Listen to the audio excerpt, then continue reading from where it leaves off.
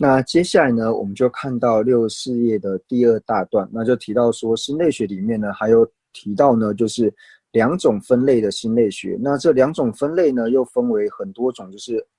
二的这种分法。那就是呢，第一个提到说量还有非量，那第二种呢提到说分别还有无分别，那第三呢提到说错乱和不错乱，那第四个呢提到说义之根之，那第五个提到说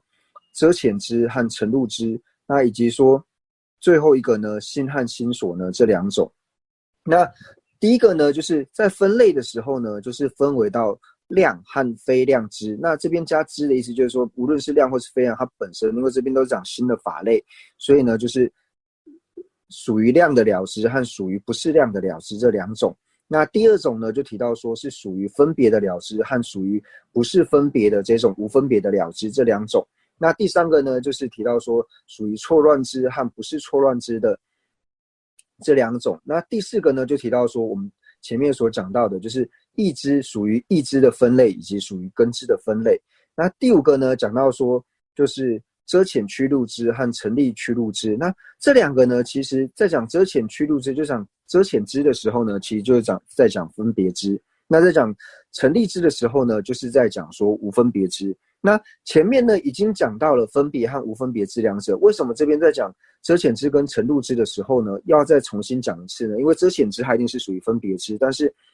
成立之呢，它一定是属于无分别之。为什么前面已经讲了分别无分别，那这里还要再提一次呢？那这里的差别呢，就在于说这边讲的遮遣之还有成立之呢，它最主要是讲说就是分别之还有无分别之呢，它趋入于尽的方式，最主要呢是在讲说它的作用。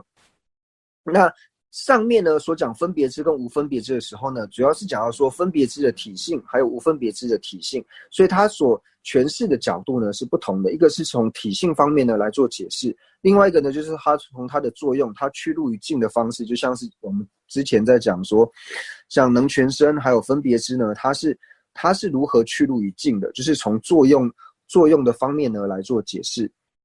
那最后一个呢，提到说心和心所。那在讲心和心所的时候呢，就像我们之前在讲怀疑的时候呢，提到说怀疑呢，疑呢本身是一个心所，但是疑呢，它在怀疑二边的时候呢，它在二边呢没有办法抉择的时候呢，那它产生怀疑呢，是这个疑心所它本身智力能够产生怀疑。因为我们讲到说疑心所产生怀疑的时候呢，那同样的，它所围绕的这个心王跟其他围绕这个心王的心所也会有怀疑的能力，但是他们疑的能力是主要呢是来自于疑心所的能力，所以疑呢它是智力产生怀疑，那其他心王跟心王的其他的这一些周遭的心所呢，它产生疑是因为怀疑的能力，因为疑心所的能力呢才会产生这个疑。就像我们说受心所的能力呢，最主要是去感受。那同样呢，受心所在感受的时候呢，那受心所围绕的心王跟这个心王呢围绕的其他心所也会有感受，但它的感受并不是智力产生的，它感受的作用呢是透由受心所而产生的，所以受心所才有智力去感受的这个能力。所以最后面呢，在讲说心跟心所的时候呢，最主要是区别说心跟它不同的心所之间呢，那不同的心所它有什么样的作用，什么样的能力呢，然后去做解释。那接下来呢，我们就看到就是64页的倒数第三行，就讲到说彼等个别之意如下。那第一个呢，提到说量和非量知呢，那讲到说心不欺狂的了知呢是量的性相。那这个呢，我们之前在讲述现前就是讲到限量的时候呢，就是有解释过了。那所谓的量呢，它要具备什么样的特色呢？第一个呢，就是所谓的量呢，它对于它的境呢，一定要是能够证得的。就是能够了知的，而且不仅仅是能够证得、能够了知之外呢，它还是要能够心证得的，就是新的呢去证得，就是要心证得。那第二个呢，就是要提到说不欺狂，不欺狂的意思呢，就是说他对他的境呢是要能够兼顾获得的这一种呢，叫做不欺狂。那提到了知的时候呢，就提到说它的体性呢是属于心法，就是在无常法里面呢，摄法、心法跟心不相行法里面呢，它是属于心法。所以这边呢提到说量的性相呢是心不欺狂的了知。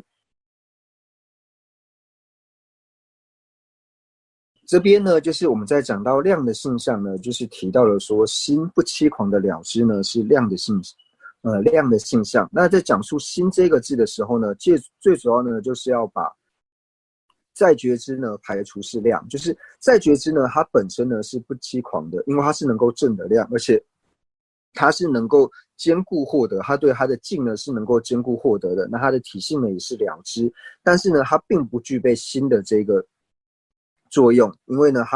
它是前量以正的时候呢，那它后续透由前量之力正的缘故，所以它并不具备心的这个能力，所以心呢最主要呢是去除在觉知呢是量的这一点。那在讲不欺狂的这一点呢，最主要是去除视察意，就是视察意呢，虽然说它能够大概的了知，但是它没有办法兼顾的了知对境的缘故呢，所以视察意呢，它并非不欺狂，它没有办法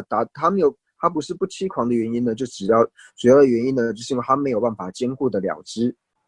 那最后面呢，讲到说了知呢，最主要呢就是要去除掉，就是俱舍根呢是属于了知的，是属于量的这一点。为什么呢？因为在一切有部呢，一切有部它承许呢，就是俱舍根呢，它是属于量，它是属于心法。但是呢，这边特别讲到了知的时候呢，就是他把了知跟心法二者呢，他会觉得说俱舍根它是属于心法，但是它并非了知，就是一切有部是这样子承许的。所以写上了知最主要原因呢，是要破斥就是俱舍根呢是属于心的这一方面。我们在讲述量的时候呢，最主要呢就提到说心不欺狂的了知呢，那这个其实也是从作用上面来讲。就是说呢，